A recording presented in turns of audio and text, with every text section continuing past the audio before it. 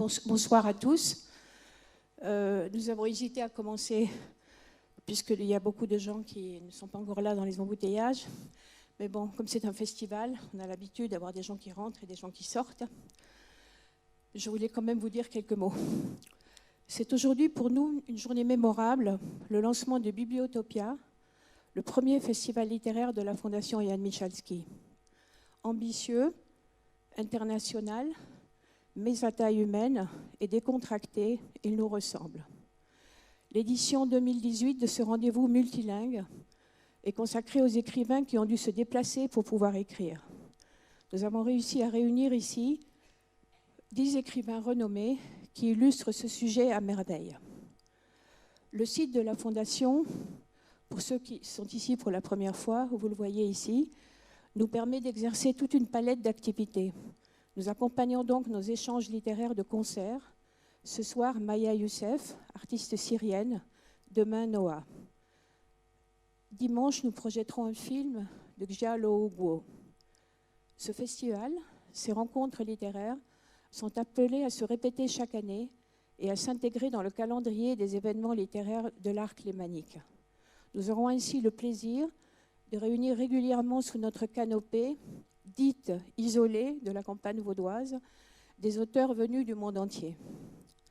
Je me réjouis de partager ces moments avec vous et vous souhaite de faire tout au long de ce week-end de belles découvertes enrichissantes.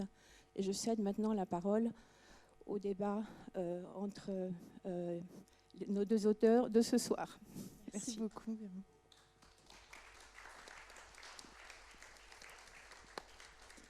Merci. Bienvenue à tous. Bienvenue Linda Lay, bienvenue Cécile Ladjali. Je suis très heureuse d'ouvrir ce festival par cette soirée. Langue et littérature, terre de liberté, très beau titre de rencontre, des terres évidemment, heureusement, qui ne se délimitent pas, qui ne se ferment pas. Linda Lay, Cécile Ladjali, je pensais, en préparant cette table ronde, je répétais vos noms et j'entendais cette belle allitération qu'il y a entre vos deux noms. Et je me suis dit que c'était un bon point de départ pour trouver les échos et les résonances entre vos œuvres et vos démarches littéraires que nous allons essayer de filer ce soir ensemble. Je vais d'abord vous présenter et puis ensuite on rentrera évidemment dans le cœur, dans le corps du débat. Linda Lay, vous avez publié Héroïne, Romane, L'âme de fond, In Memoriam, Le complexe de Caliban, pour n'en citer que quelques-unes. Il y a 22, je crois, ouvrages, une vingtaine d'ouvrages publiés chez Christian Bourgois, un éditeur dont vous avez été très proche et auquel vous êtes toujours resté fidèle. Vous êtes né au Vietnam, à Dalat. Vous avez d'abord quitté cette ville pour Saigon, je sais. Et ensuite pour la France. Vous aviez 14 ans, c'était en 1977. Vous avez, avant ça, vous aviez étudié au lycée français au Vietnam. Vous parliez couramment le français. Vous lisiez en français. Vos premières grandes lectures sont Balzac et Victor Hugo, je crois. Et vous avez tout de suite, évidemment, écrit en français. Aujourd'hui, je crois que vous dites que le vietnamien s'est retiré en vous, que vous ne le parlez plus si couramment. Peut-être vous pourriez nous dire quelques mots sur la coexistence et puis ensuite cette prégnance du français dans votre vie. Comment est-ce que ces deux langues ont cohabité en vous ? Bonsoir. Comment ces deux langues ont cohabité ? Je crois qu'il y a eu une coexistence un peu conflictuelle. Comme vous dites, le vietnamien finalement s'est retiré et il a fallu à un moment privilégier le français et j'ai fait un choix. Je pense que le choix a été fait très jeune, même avant que je me décide à écrire. Le choix a été fait déjà au Vietnam, au moment où je lisais tous ces livres. Bon, vous en parliez tout à l'heure, Balzac, Hugo, enfin les titans du 19e siècle. Merci beaucoup. On reviendra sur le rapport à cette langue et l'entrée en littérature. Cécile Ladjali, bonsoir. Vous êtes l'auteur de Chabou la nuit, d'Illettré, de Bénédicte, de Mauvaise langue, qui est un essai, et d'autres essais pour une défense de la langue française. Vous êtes née à Lausanne, vous avez grandi en France avec vos parents adoptifs. Votre père était à moitié kabyle. Vous avez publié en tout 10 romans chez Actes Sud aussi. La littérature, je crois, n'était pas d'une voix évidente. Enfin, en tout cas, le langage n'était pas une évidence pour vous. Vous étiez dyslexique, dysorthographique, exactement, je crois. Est-ce que est-ce que la littérature a été quelque peu retenue par ces difficultés du langage? Alors bonsoir. Pas dyslexique. La dyslexie, c'est quelque chose de vraiment très compliqué. Seulement dysorthographique. En fait, j'ai un très mauvais œil. Je ne photographie pas les mots. La méthode globale a été pour moi une vraie catastrophe. En revanche, j'ai une très bonne oreille. Et les choses, au moment de l'agrégation et de la thèse de doctorat, ont dû se mettre en place. Il a fallu ne plus faire de fautes. Mais les choses se sont mises en place assez tard chez moi. Mais la raison est plus psychologique à cela. C'est que mes parents adoptifs, mes merveilleux parents, qui sont morts aujourd'hui, ils sont morts jeunes, tous les deux, n'étaient pas du tout des intellectuels. Ils étaient formidablement intelligents et aimants, mais il n'y avait pas de livres à la maison. Et je crois que je voulais être leur fille plus que tout. Et je crois qu'à un moment donné, à l'école, ça allait bien au primaire, ça allait bien au collège. Il y a eu un passage à vide. Au moment où mon père, en plus, est tombé malade, c'était compliqué. Il y a eu un passage à vide au lycée. Et je crois que là, je me suis interdit d'être bonne en classe. Et très bizarrement, c'est à la mort de mon père, l'année du baccalauréat, que j'ai commencé à avoir de très bons résultats. Et c'est à la mort de maman, 10 ans plus tard, que j'ai publié mon premier livre. Et je crois que si papa et maman étaient là aujourd'hui, je ne serais pas ici en train de vous parler de littérature. Merci beaucoup. Comme Vera Michalski-Hoffmann l'a rappelé en introduction, c'est un festival, un week-end qui est dédié aux auteurs qui ont dû se déplacer pour pouvoir écrire. Il y a donc ce déplacement chez vous deux qui est un déplacement à la fois physique et intérieur. En quoi peut-être ce déplacement, ce rapport au langage ou à la langue qui n'est pas une évidence, ou en tout cas la spécificité de votre parcours à vous, en quoi est-ce qu'il est déterminant dans votre démarche littéraire?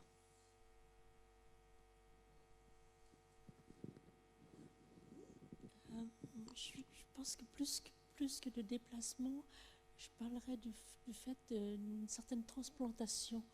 Enfin, dans mon cas, dans le cas de Cécile, c'est tout à fait différent.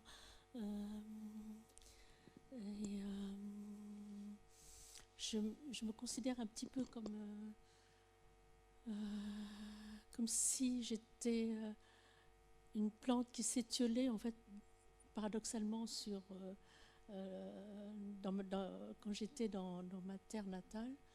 Et une fois transplantée, j'ai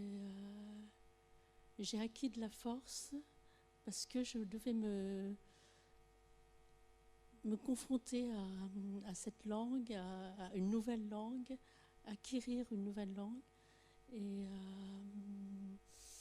donc c'était une lutte de tous les instants. Mais là, je crois que Cécile aussi pourrait en parler.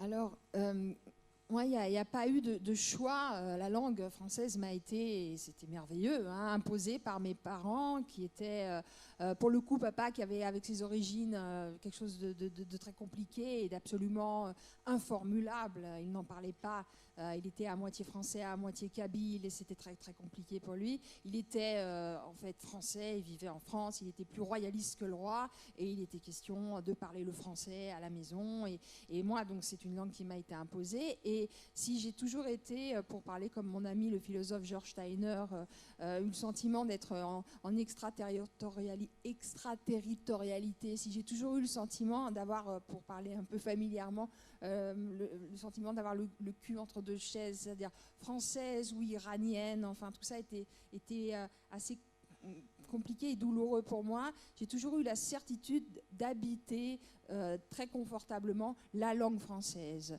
Elle a été ma demeure tout enfant, peut-être problème d'orthographe, mais en revanche, petite fille très très bavarde, je passais mon temps à parler, à raconter des histoires, à me raconter des histoires, à saouler les gens. Je suis une véritable mitraillette et je crois que ce rapport très compulsif, même presque hystérique que j'ai au langage parfois, il est le résultat d'une chose, c'est qu'au départ dans ma vie, il y avait beaucoup de silence, beaucoup de non-dits. Mes parents m'ont toujours dit que j'avais été adoptée, mais rien n'était dit sur l'Iran et les origines iraniennes. Je crois que tout simplement mes parents, comme beaucoup d'Occidentaux dans les années 70 et 80, diabolisaient beaucoup ce pays et en avaient peur.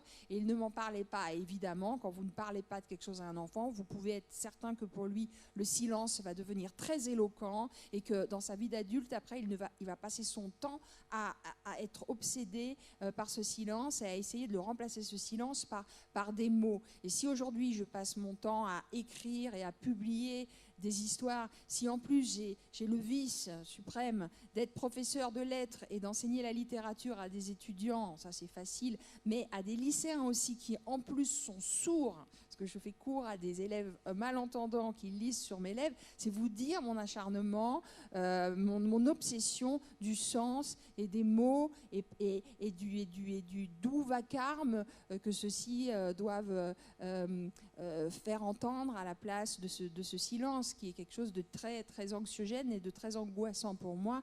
Et cette lutte avec les mots, oui, évidemment, elle est là toujours quand je suis à ma table de travail, parce que même si un livre réussit, c'est un livre qui doit complètement gommer toutes les traces d'un labeur, toutes les traces de ces moments où on a été chercher l'image, le son, le rythme, eh bien, sachez que ce labeur, il est là, que l'écriture, et je ne sais pas pour Linda, mais en tout cas, pour moi, une lutte constante. Quand je rends le livre à l'éditeur, je ressens physiquement, parce que c'est très physique et c'est très viscéral, c'est très organique l'écriture, c'est pas du tout intellectuel comme travail. Quand je rends le roman, je sais que je suis allée jusqu'au bout, et là, il y a l'once d'une satisfaction qui commence à exister. Mais sinon, à chaque fois que je m'y colle, c'est toujours très tôt le matin, parce que c'est le matin que j'écris, c'est quelques minutes, parfois seulement, de descente, de séances de spéléologie intime, de soubresauts, de choses qui sont très compliquées, parce que là où on va chercher, c'est compliqué. Et moi, j'ai toujours choisi les mots pour pouvoir regarder Méduse en face, sans pour autant me changer en pierre. Parce que c'est évidemment l'origine si problématique, l'Iran, la Suisse aussi, que je fixe de roman en roman. Je crois qu'on écrit toujours un petit peu le même livre, même si on change d'époque, de temps. On est toujours obsédé par la même histoire. Je ne sais pas si Linda dirait la même chose, mais... Obsédé par la même histoire, en tout cas des thèmes. Je ne suis pas sûre qu'on choisisse des thèmes. Ce n'est pas un devoir de composition. Donc, vous ne vous dites pas, bon, je vais écrire sur tel thème parce que c'est un thème porteur, parce que ou dans le vent, mais c'est Blanchot qui disait à Louis-René Desforêts qu'il ne faut jamais écrire un livre sans s'être senti contraint à cela, c'est-à-dire obligé presque à cela.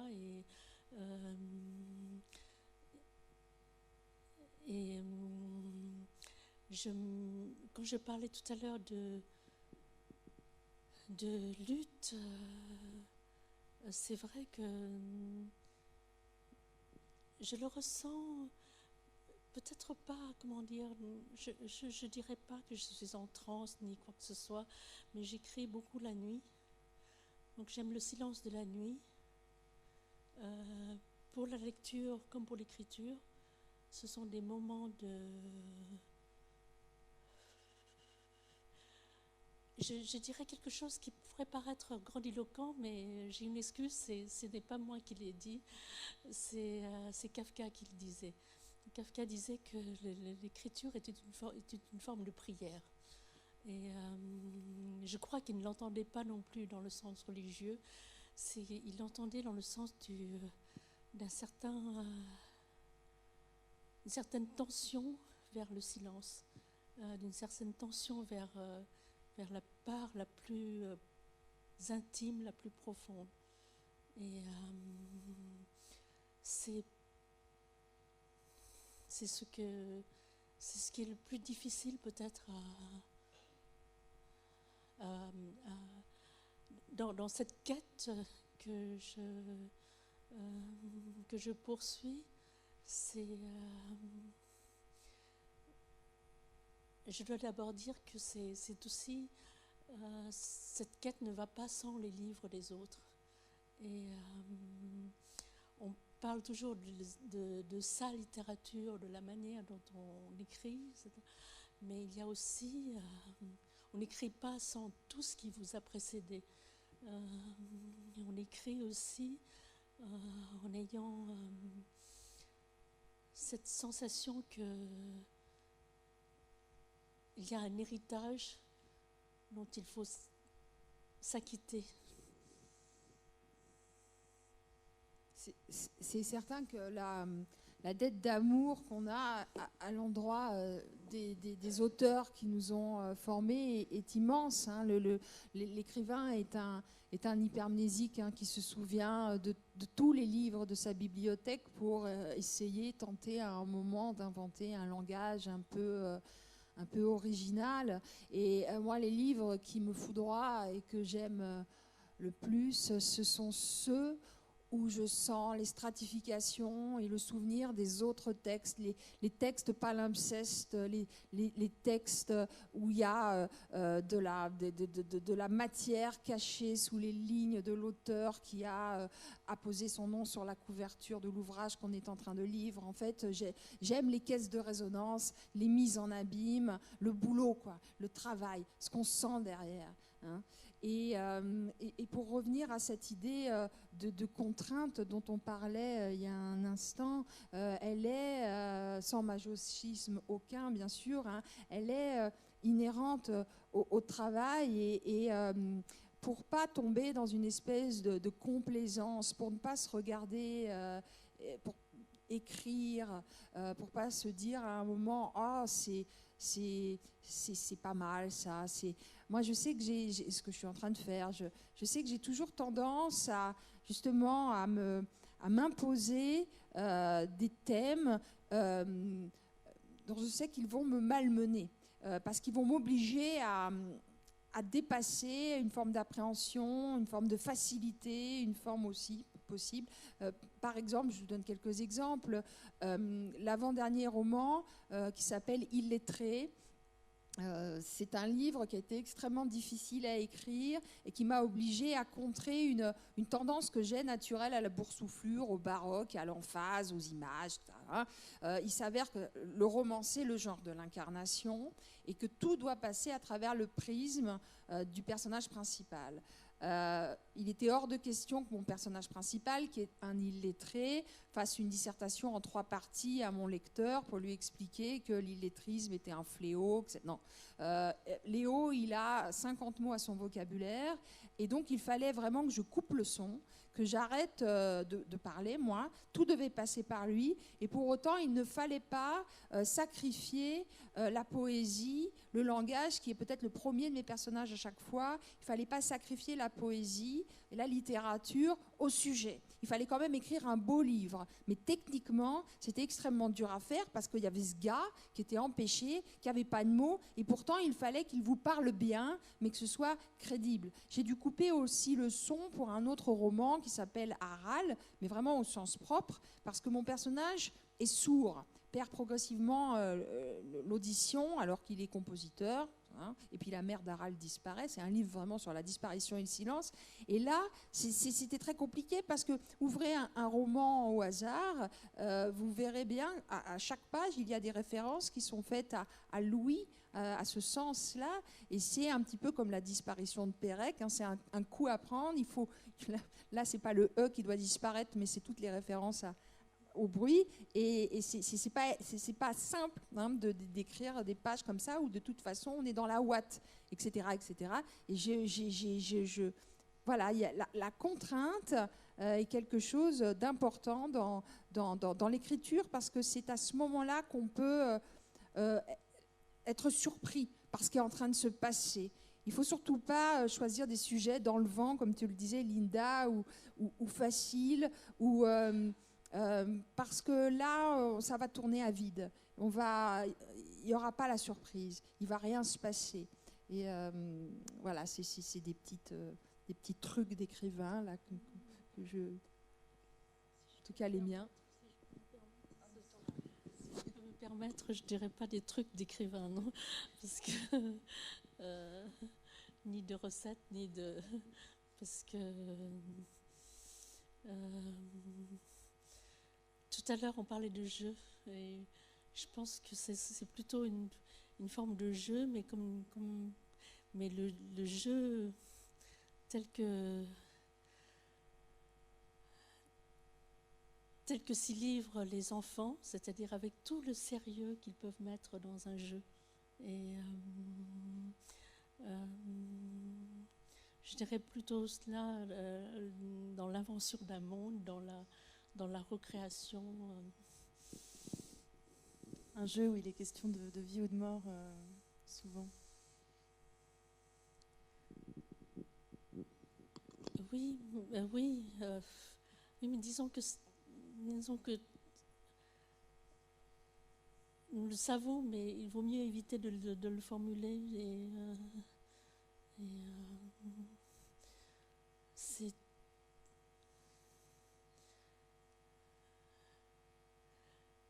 bon, évidemment, c'est toujours une mise en danger, mais qu'est-ce qui ne l'exige pas, une mise en danger dans la vie habituelle? Ce n'est pas seulement dans l'écriture. Si vous voulez entreprendre quelque chose d'assez audacieux ou d'assez hardi, c'est toujours une grande mise en danger aussi. Il y a énormément de choses dans ces différentes réponses que vous venez de faire et dans tout ce que vous avez dit.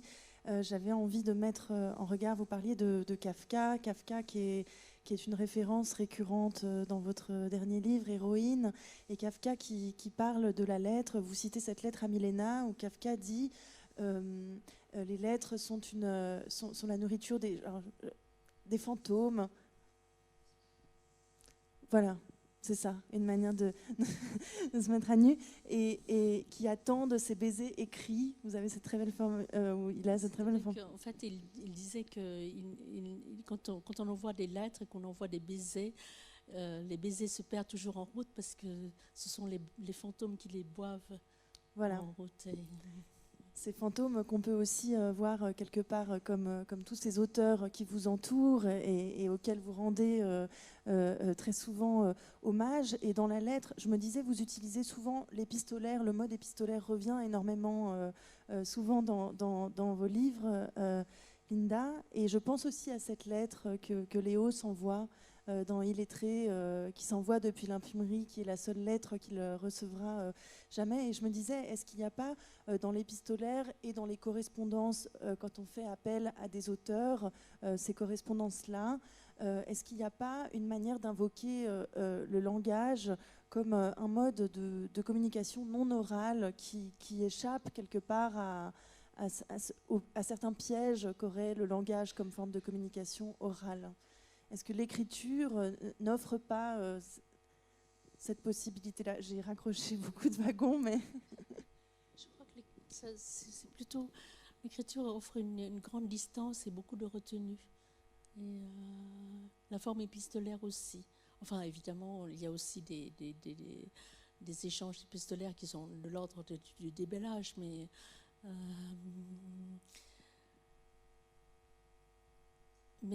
formuler certaines choses par lettre ou par mail, c'est une façon de mettre à distance peut-être un peu le correspondant, mais le mail maintenant rend le correspondant à la fois très lointain et très proche. C'est à cause de l'immédiateté. Donc il y a, enfin, ce que j'aime surtout en fait dans la forme épistolaire, c'est la retenue, c'est le choix des mots, le fait de... Quand on s'exprime à l'oral, on a des tics de langage et on a tendance à répéter un peu certains stéréotypes de langage. Quand on écrit, peut-être qu'on veille beaucoup plus à tenir tout cela un peu à distance. Alors c'est vrai qu'avec la lettre, il y a cette distance, cette pudeur magnifique. Moi, je trouve que dans la lettre, il y a quelque chose de magique aussi, qui fait que des êtres séparés peuvent se retrouver.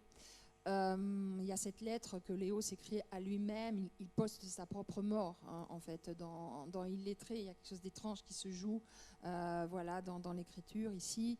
Il y a dans un roman que j'ai écrit il y a quelques années, Louis et la jeune fille, dans les lettres, une façon qu'ont trouvé les protagonistes pour correspondre avec des fantômes, avec des absents, avec des morts presque. Et moi, je me suis retrouvée dans la situation très particulière à chaque fois que j'ai...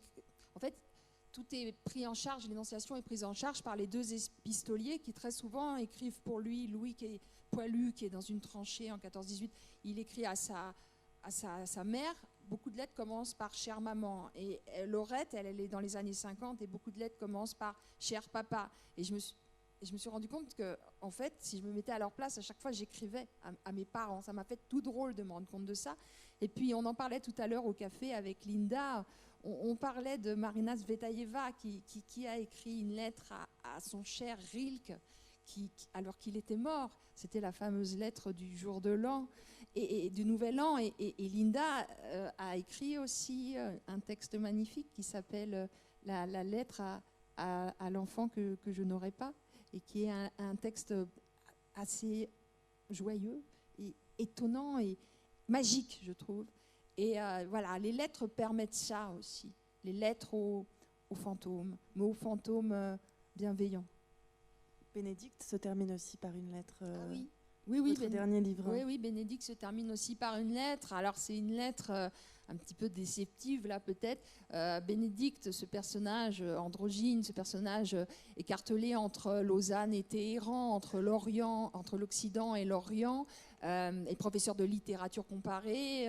Sa lubie dans la vie, c'est de suturer ensemble les mondes que nos sociétés ont tendance à se séparer tragiquement. Donc ce personnage va faire à sa manière, de façon culturelle et humaniste, la révolution en Iran, où il fait cours devant un parterre de jeunes filles voilées.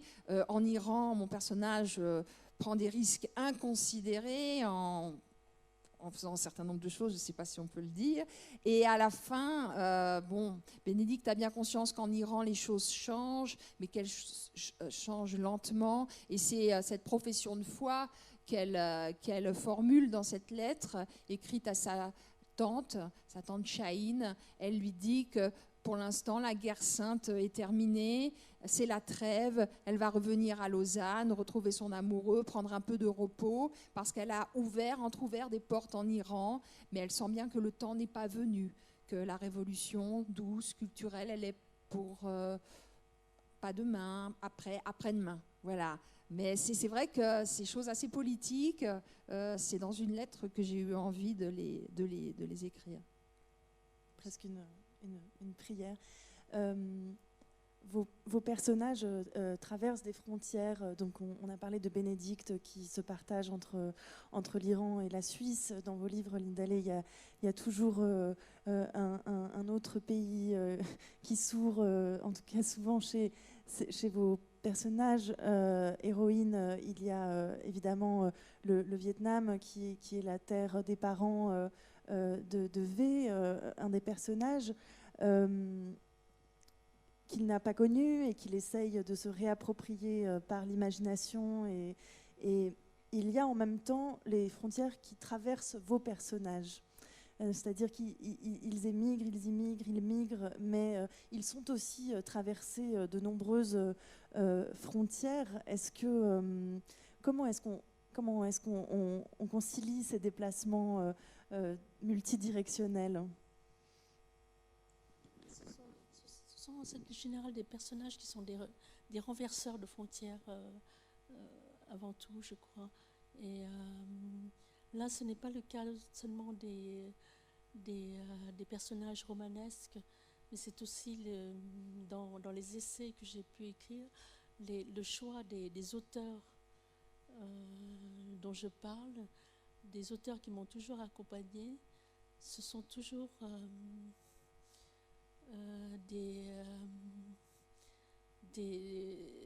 des gens qui mettent à bas les frontières, qui s'immiscent dans cette espèce d'interstice.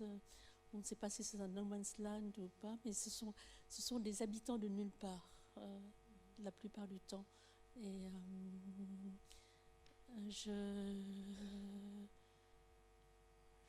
trouve... Je citerai un écrivain, peut-être qui est vraiment à redécouvrir maintenant. Je le cite ici parce qu'il a appris le français en Suisse. C'est Panaïtis Strati, qui était roumain et qui est venu en Suisse à Lézin. Et ensuite, il a travaillé à Genève. Et au départ, pour pouvoir converser avec ses collègues, il a appris le français. Et il a appris le français à 30 ans et à 40 ans, il publie son premier livre.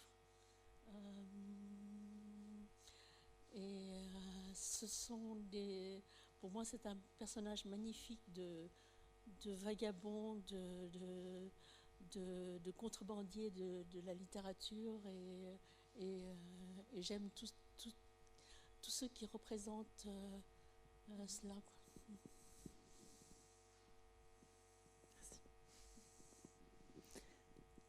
Bénédicte, personnage du dernier roman, là, n'est pas un personnage de nulle part, c'est du flottement, c'est peut-être un personnage de la totalité, de la synthèse, de la réunion, de l'ensemble.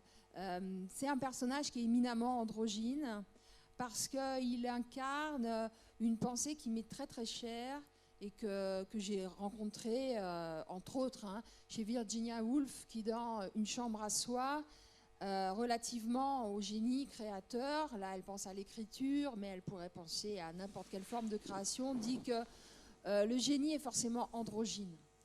C'est-à-dire que quand vous faites, dans l'écriture romanesque, l'expérience de l'altérité, c'est-à-dire que vous êtes obligé, à un moment donné, de composer et d'écrire sur celui qui n'est pas vous, qui ne vous ressemble pas. Quand moi, par exemple, en tant que femme, je donne la parole à un homme, il faut que je me projette dans la psyché, dans le corps d'un garçon. Et à ce moment-là, il faut que je sois l'ensemble, la femme que je suis, qui écrit, mais qui va se projeter dans quelque chose que je ne suis pas ou que je dois devenir. Et donc, Bénédicte, qui n'est pas écrivain, mais qui est peut-être en tant que professeur de littérature comparée, une métaphore de l'écrivain, dit cela à ses étudiants sans arrêt. C'est qu'il n'y a pas plus humaniste, il n'y a pas plus généreux comme pensée, que cette pensée qui englobe et qui considère l'ensemble. Et Bénédicte est profondément affectée par notre époque, qui est celle des checkpoints, des frontières, des murs de la honte, de la tragédie des migrants, qui est aussi la toile de fond politique que j'ai campée dans la première partie du roman, Lausanne, la partie blanche, voilà. Et puis après Téhéran, c'est la partie noire, et ce dualisme-là, et toute la tragédie de Bénédicte qui, depuis que mon personnage a 13 ans, en fait, Bénédicte est une femme qui est née en Iran, mais jusqu'à 13 ans, elle ne s'était jamais posé la question de savoir quel était son sexe. Elle était les deux, elle était l'ensemble. Mais quand à 13 ans, on lui a collé un hijab sur la tête, ça l'a rendue dingue. Elle a été enfermée dans une catégorie sexuée alors qu'elle était ça, mais elle était aussi autre chose. Et elle a développé, ce qu'un de mes étudiants à la Sorbonne a, et je trouvais l'idée incroyable, il m'a autorisé à reprendre son cas personnel pour en faire un cas romanesque. Elle a développé des crises d'épilepsie et elle a perdu la vision des couleurs. Encore d'ailleurs, tiens, une contrainte, puisque c'est un roman écrit en noir et blanc, puisque tout est vu à travers ses yeux à elle.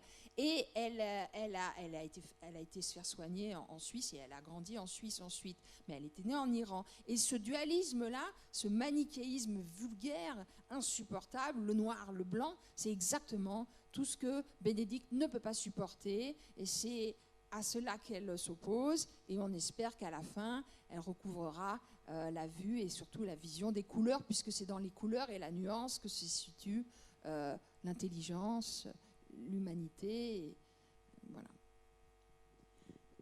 Elle est quand même dans l'entre-deux, dans le flottement, oui, et dans l'ambiguïté. Oui, elle est dans l'entre-deux. En tout cas, c'est comme ça qu'on l'aperçoit. Elle fait tourner la tête à tous ces étudiantes. En France, à Lausanne, en Suisse, on croit que c'est un garçon, en fait. Et donc, toutes ces étudiantes sont dingues de Maître Laude. Mais les garçons aussi, parce que les garçons sentent bien qu'il y a un truc bizarre et le lecteur ne sait pas trop si c'est du lard ou du cochon. Enfin, pour quelqu'un qui est à moitié iranien, je ne sais pas si c'est malin de dire ça, mais bon. Et donc, il est dans l'entre-deux et je me suis beaucoup amusée avec ça. Voilà, c'est un personnage qui ne sait pas trop qui il est. Et d'ailleurs, c'est une quête de soi. C'est une sorte de roman de formation aussi. À la fin, Bénédicte doit enfin comprendre qui elle est, mais pour cela, passer par une sorte d'épreuve du feu. Là, on est dans une lecture très mystique du roman, si on veut. Un roman qui tourne autour du souvenir de deux grands textes sacrés. Et ça vient d'éducation duel de Bénédicte, qui avait un papa pasteur suisse et une maman iranienne. Ces deux textes sacrés, c'est l'Apocalypse de Saint Jean, et puis c'est le Cantique des oiseaux, qui est un grand texte soufi écrit par le divin Attar en Perse à la fin du IXe siècle. Et voilà, à chaque fois, il est question d'une combustion, d'un anéantissement de soi pour renaître à soi-même. Et donc cette expérience par le feu, c'est très zoroastrien. Bénédicte va en faire l'expérience, va la vivre, cette expérience, en Iran. Voilà. Et après, elle saura enfin qui elle est, ce qu'elle doit faire, mais je ne vous dis pas ce qui se passe. Il lui arrive le pire du pire là-bas, mais ça se termine bien quand même. Mais ça m'a intéressé beaucoup à l'époque que nous traversons, de dire à quel point l'islam et le monde chrétien, ici l'Apocalypse de Jean en l'occurrence, pouvaient, dans les textes, si on regarde, avoir des points de contact absolument magnifiques dans ce que ça raconte, dans la poétique aussi. Voilà, il y a eu un moment où les deux religions ont dialogué ensemble. Voilà, et ça me faisait plaisir de le rappeler. Lindalé, vous avez dit flottement, et j'ai l'impression que c'est vraiment est-ce que justement cette terre de liberté que serait la littérature n'est pas un lieu qui permet ce flottement à une époque où les flottements ne sont plus tellement bienvenus? Je pense ne serait-ce que, je veux dire, Romane, le titre de ce livre qui est la personnification de la forme ou la transformation d'un personnage enfin voilà, ce titre à double entrée autant que Bénédicte. Bénédicte, il y a souvent l'usage du pronom, vous utilisez souvent le « on » pour parler dans la narration, pour parler de ce que fait Bénédicte. Lindalé, je pense à vos personnages, à elle, le personnage de Romane, tous ces personnages qui sont derrière des lettres, mais qui en même temps, une lettre c'est si peu, mais en même temps ça laisse énormément de place. Est-ce que je pense aussi à Double Jeu, qui serait le projet photographique d'un des personnages de votre dernier livre, Héroïne, ce miroir noir aussi, tel veut intituler un de ses projets. Est-ce qu'il n'y a pas une forme de salut dans ce flottement possible qui réconcilie un petit peu justement toutes ces frontières? Oui, mais c'est parce que, en fait, quand vous dites que le flottement n'est pas très bien vu, c'est simplement parce qu'on l'associe à l'indécision. Et au fait de ne pas savoir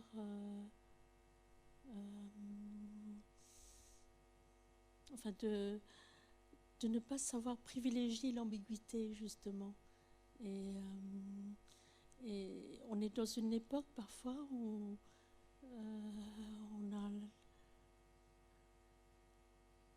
on a l'impression que l'ambiguïté, le fait qu'on oublie souvent on sort de l'ambiguïté justement qu'à son détriment. Et le flottement, l'indécision, au contraire, dans le livre dont vous parlez, je dirais que d'abord que j'appelle le nom du personnage Roman et non pas Romane, en fait. Donc ça fait double roman. Beaucoup de gens m'ont dit mais pourquoi ça s'appelle roman, et ça a posé des difficultés à mon éditeur qui disait, qui indiquait donc titre roman, genre roman. Mais le personnage du livre finit effectivement par incarner une forme de romanesque, une forme de peut-être pas d'évasion, mais d'échappée belle. Et physiquement d'ailleurs, parce qu'il s'en va par le vaste monde. Et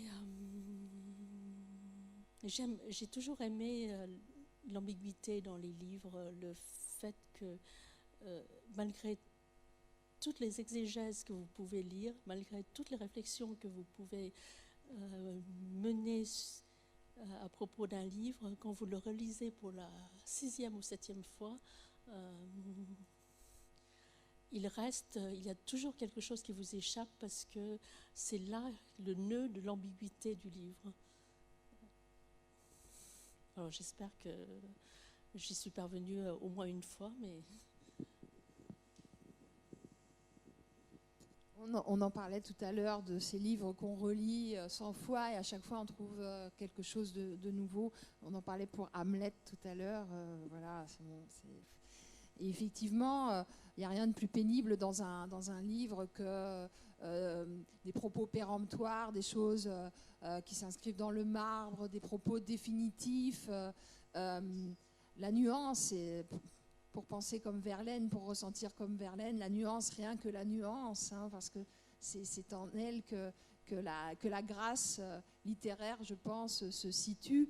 C'est vrai que c'est elle qu'il faut cette espèce de légèreté, de fausse légèreté bien sûr, mais de suspension. C'est ça qu'il faut rechercher, parce que c'est dans ces creux-là que le lecteur peut se loger, et c'est là qu'on l'invite à entrer dans une collaboration active avec nous autres écrivains, puisque rien n'est clairement défini.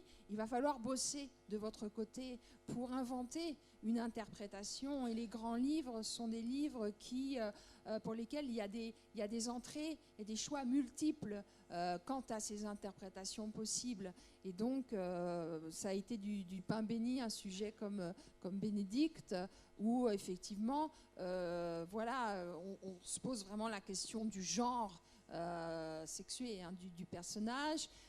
Cette espèce de vertige-là permet des ambiguïtés assez amusantes. Par exemple, dans la première partie où vous pensez que vraiment Bénédicte, Bénédicte Laude est un garçon, Bénédicte a souvent son amoureux Pierre au téléphone, et là il y a toute une rêverie homosexuelle qui se développe, mais c'est pas du tout une rêverie homosexuelle en fait. Bénédicte, tout ce qu'il y a de plus femme, mais ça vous ne le savez pas, et alors vous trouvez ça, oh bah tiens, voilà. Et donc je me suis bien amusée avec ça, et puis comme vous le rappeliez tout à l'heure, il y a beaucoup de moments où dans la narration, il n'est plus question de il ou de elle, mais il est question de on.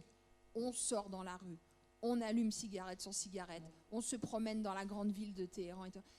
Le on en ancien français, ça renvoie à l'homme, mais l'homme avec un grand H, et c'est ce pronom personnel-là qui me servait pour décrire les moments de métamorphose, les moments où elle passe d'un sexe à l'autre, quand elle se travestit à Téhéran la nuit, elle sort la nuit pour faire l'expérience de sa liberté, elle s'habille en garçon, elle a coupé ses cheveux très courts, et un jour, voilà, il lui arrive quelque chose. Vous dites, puisqu'on est dans cette ambiguïté, dans cette dualité, vous dites roman, je l'appelle roman du coup. Roman est un déraciné orgueilleux de sa condition d'étranger. Et on voit, il y a à la fois, je me disais, est-ce que dans ce déplacement nécessaire, est-ce qu'il n'y a pas à la fois un gouffre qui vient de l'arrachement et une montagne dans le sens de quelque chose qu'on gravit comme ça sans cesse, qui nous nourrit aussi. Il y a un vide et un plein. En même temps, il y a une perte et un gain. Enfin, on perd quelque chose, mais je veux dire, les exilés, si on regarde la racine du mot, c'est sortir hors de soi, c'est un petit peu la condition sine qua non pour porter un regard sur le monde. Donc, est-ce qu'à ce sentiment de perte, il n'y a pas aussi un sentiment de richesse ? Vous le dites là, sortir de soi. Enfin, il me semble que dans ce hors de soi, il y a toujours quelque chose de salutaire et de prometteur. C'est plein de promesses, plein de... ce sont des moments où on se trouve devant l'inconnu, et devant l'inconnu, que ce soit un inconnu, ou devant l'inconnu, ce que vous ignorez. Et je trouve qu'il n'y a rien de plus salutaire que cette manière d'envisager, même s'il y a une certaine connaissance de la douleur, mais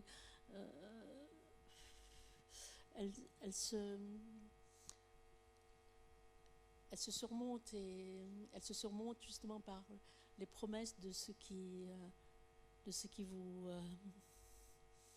vous projette hors de vous-même et qui vous mène vers l'autre. C'est cette douleur de l'écriture, enfin cette difficulté de l'écriture, et en même temps cette joie du livre. Oui, en tout cas par rapport au déracinement, qui est une perte, mais à l'arrivée sur une terre nouvelle qui est peut-être un gain, ça c'est certain que c'est la trajectoire de Bénédicte, hein, qui a jusqu'à ses 13 ans vécu comme dans une espèce d'Éden à Nichapour chez sa maman, et avec son père aussi, et qui a dû donc fuir l'Iran à 13 ans pour être soignée en Suisse. Mais c'est cette rencontre avec l'altérité, avec une nouvelle civilisation, avec la Suisse, avec l'Occident, qui lui a permis de comprendre qui elle était. Je crois qu'on n'est jamais autant conscient de qui l'on est que quand on fait l'expérience de l'altérité, quand on est confronté à ce que l'on n'est pas, à ce qui est autre, à ce qui nous fait peur. Et voilà, elle s'est nourrie de différences.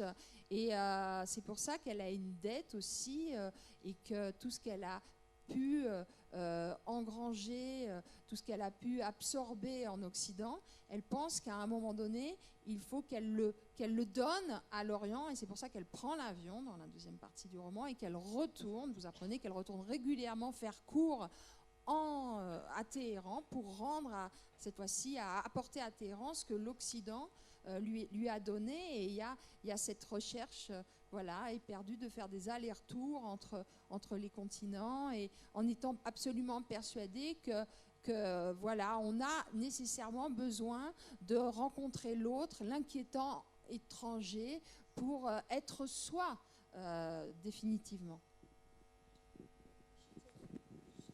D'une certaine façon, on ne sait jamais si l'écriture est une sorte d'antidote, ou si c'est un mal qui va en s'aggravant. Et je crois que jusqu'au bout, on ne le saura pas. Tu as dit tout à l'heure que tu ne dirais pas ça. Tout à l'heure, tu as dit, il y avait une question comme ça sur la douleur d'écrire. Tu as dit, non, on ne va pas parler de ça. Tu viens de le faire. C'est un mal qu'on cultive presque. On espère la guérison, mais je crois qu'on ne s'imagine pas à quel point en sondant la plaie,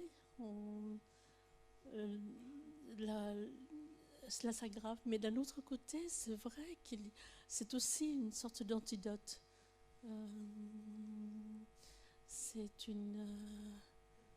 Oui, c'est un contrepoison aussi. Je vois que le temps file. Je vais donner la parole à vos lecteurs et au public. J'avais juste envie peut-être de poser une dernière question pour se réancrer et sortir de ce magnifique flottement que nous permet la littérature, en lisant par ailleurs Exil, qui est ce magnifique essai où vous donnez, faites un portrait, où vous donnez la parole à tous ces, vous convoquez tous ces auteurs qui vous ont accompagnés et qui ont expérimenté une forme d'exil intérieur ou physique. Et en lisant Bénédicte et en voyant, il y a cet épisode sur les migrantes qui arrivent, qui sont rejetés de l'université où ils sont venus trouver refuge. Et dans Par ailleurs Exil, je me disais, il y a une idée d'une certaine Europe qui était un lieu d'accueil, parce que de nombreux auteurs ont trouvé des refuges dans certains pays d'Europe. Je me dis que dans ces deux, on a perdu une certaine Europe aujourd'hui, qui était un lieu d'accueil, peut-être.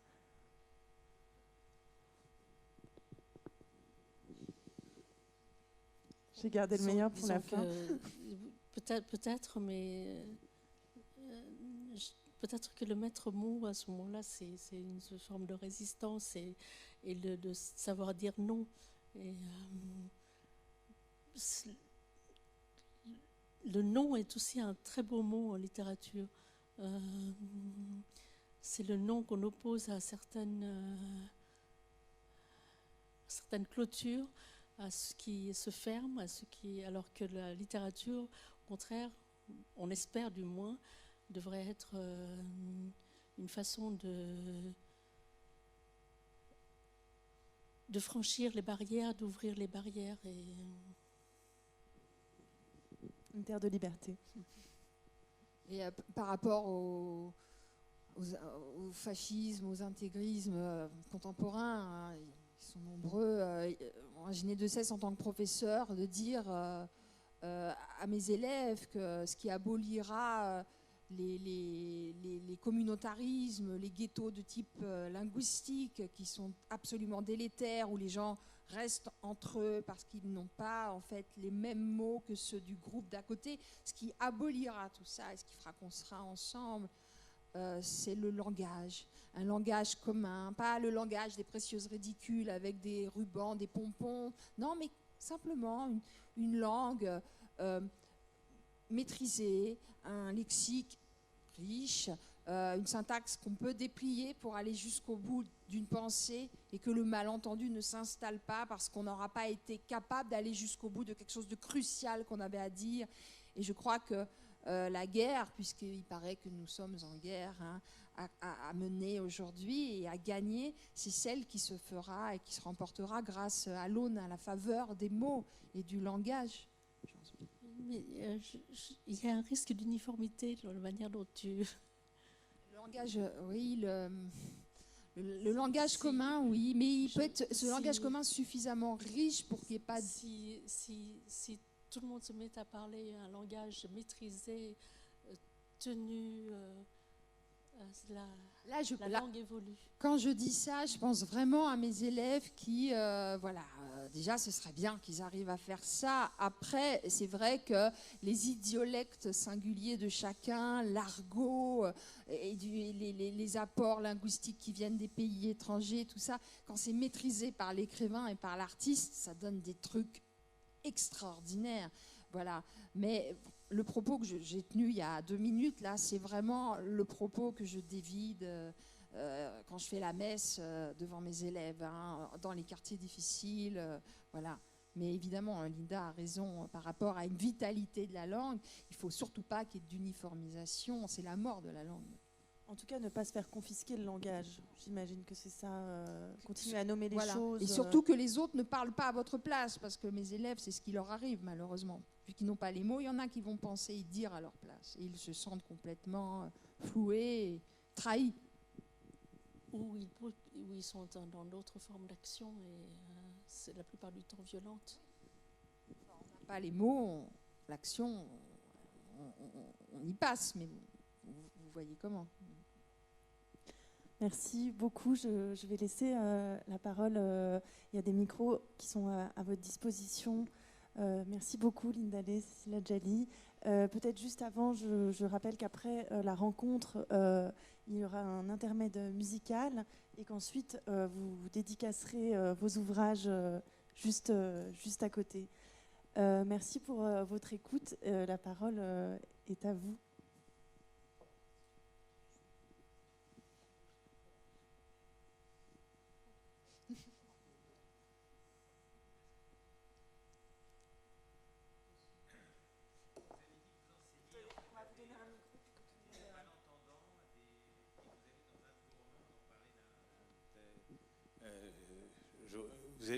Vous avez dit que vous enseignez à des malentendants et que dans un de vos romans, où il y a un personnage qui est sourd. Est-ce que c'est quelque chose qui vous a touché avant pour avoir fait ce choix comment est-ce que vous êtes venue d'ailleurs à être enseignante pour des malentendants? Parce que c'est quand même un choix difficile.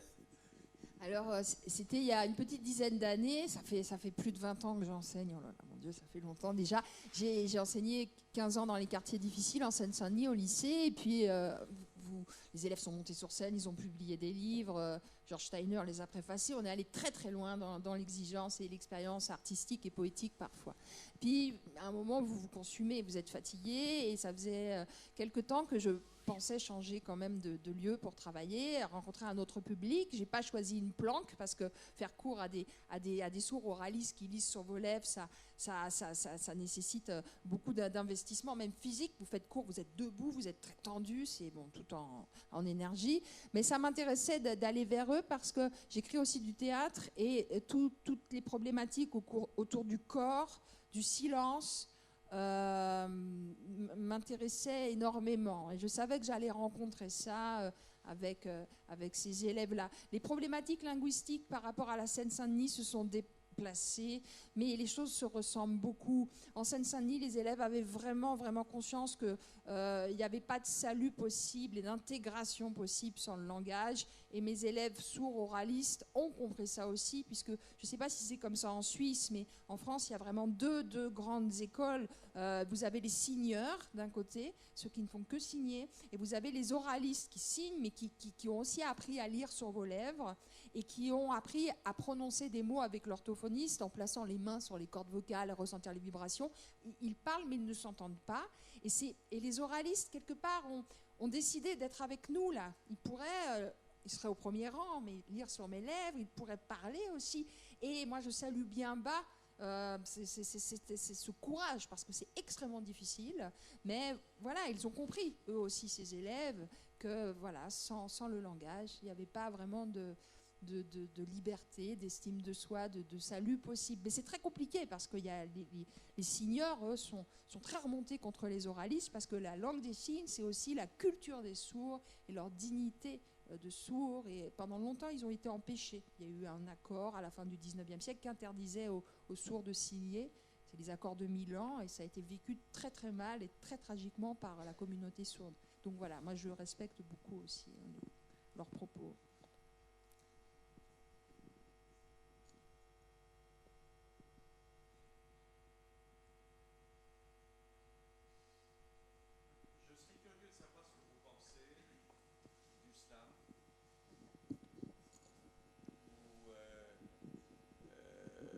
De la chanson. S'agit-il d'une forme de littérature? Est-ce que ça mérite le prix Pulitzer ou le prix Nobel de littérature? Je crois que Linda pourra vous parler de Bob Dylan. Tu vas répondre, mon monsieur. Mais en fait, je manque vraiment de culture par rapport à cela. Je crois, il paraît qu'il y a du... Il paraît, parce que moi, je ne sais pas ce que j'écoute, mais du bon slam, du très bon rap aussi. Bon, seulement par rapport, et ça m'amuse que vous me posiez cette question, parce que je peux vous en raconter, des vertes et des pas mûres. Je rencontre dans mon métier de professeur beaucoup de démagogues, et au plus haut niveau de l'État, des ministères, de l'inspection générale.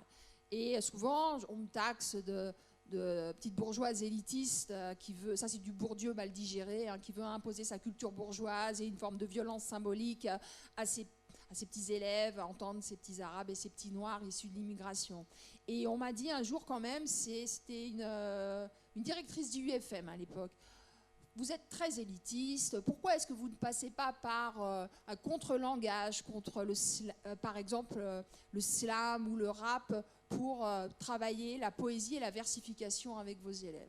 Je dis à la dame, et madame, vous savez très bien qu'on vit dans un monde de reproduction des élites. Je ne sais pas si c'est comme ça en Suisse, mais en France, c'est comme ça. Et mes élèves, ils ont besoin d'avoir les codes qui sont les vôtres et qui vous ont permis d'avoir le confort, le statut social, la confiance en vous que vous avez aujourd'hui. Et il y a une espèce comme ça de statu-quo, plus ou moins sciemment pensé, qui s'organise en France et qui fait qu'il y a une espèce d'élite comme ça qui, avec des bonnes pensées, condescend avec des programmes au rabais vers les élèves et contribue à faire que le monde va être complètement bipartite. Il va y avoir d'un côté les riches de mots, ceux qui ont les codes, la super élite, et de l'autre côté les pauvres de mots. Et là, je ne parle pas de misère économique, je parle de misère linguistique. Et c'est extrêmement grave parce que l'école de la République laïque en France peut faire que tous les enfants, quel que soit leur horizon, leur origine sociale, peuvent être également riches de mots, à condition de ne pas condescendre à eux avec des espèces de programmes au rabais. Et ils ne supportent pas qu'on soit démagogue, qu'on soit dans le confusionnisme. Ils ont besoin d'un maître qui leur parle justement de ce qu'ils ne connaissent pas. Le rap, le slam, ils connaissent, ils n'ont pas besoin de moi. Moi, je vais leur parler de Mozart, je vais leur parler d'opéra, je vais leur parler d'autres choses. Et je ne justifierai jamais, je ne braderai jamais cette passion que j'ai pour une certaine musique, une certaine littérature. Et c'est ça qu'ils attendent des professeurs. C'est ça. Et ça ne... Voilà.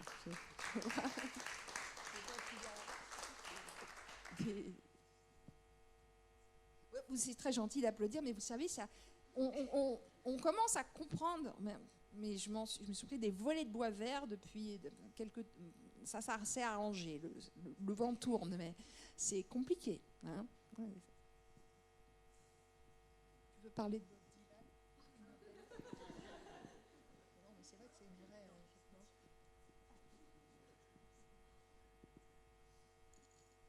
Est-ce que vous ne croyez pas que la poésie passe par la chanson à l'heure actuelle?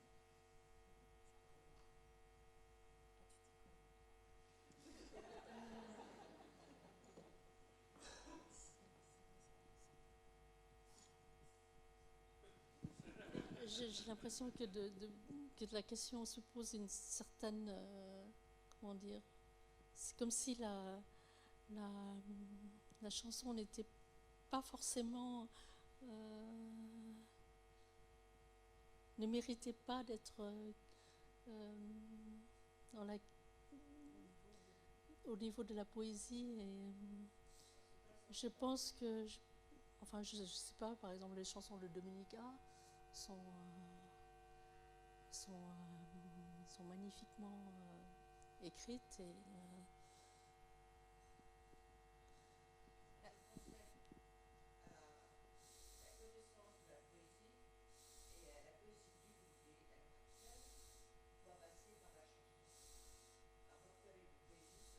Et, justement,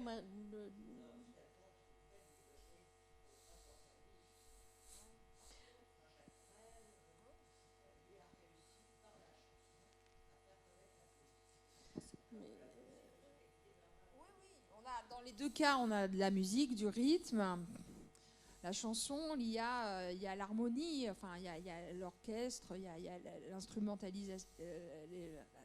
L'artiste qui va jouer après nous pourrait beaucoup mieux parler, répondre à votre question. Mais il y a peut-être quelque chose d'éminemment universel et de plus facile, de plus accessible avec la musique, avec la poésie. Quelque chose qui embarque plus facilement l'auditeur. Quelque chose qui... c'est vrai, c'est universel la musique.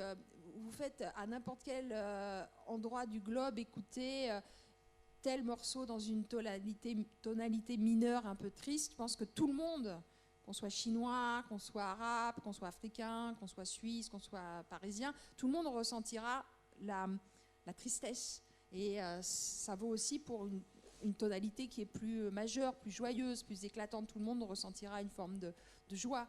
Il y a quelque chose d'universel dans la musique et de peut-être qui vous capte de façon plus radicale et sans aucune ambiguïté. Et donc c'est plus accessible, et puisqu'on est tous un peu paresseux, peut-être qu'on se laisse attraper plus facilement par l'harmonie de la chanson. Et la poésie, c'est peut-être une beauté, un art musical, bien sûr, parce que ça ressemble à la musique, mais il n'y a pas cet accompagnement musical. Et la poésie toute seule, elle est peut-être plus difficile d'accès. Puisqu'on est un peu feignant, et ben on y va moins. C'est moins la mode, oui, c'est moins la mode, quoique.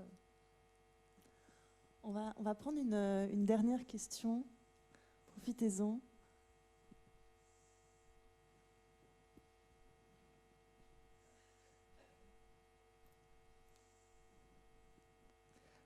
Alors, on ne va pas prendre de dernière question. Vous pouvez toujours répondre à des questions en privé au moment de la signature. On va surtout laisser la place à Maya Youssef.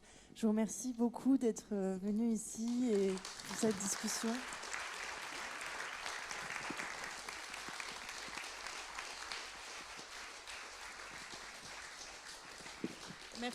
Merci à vous pour votre écoute et votre présence. On vous souhaite une très bonne soirée et un bon festival.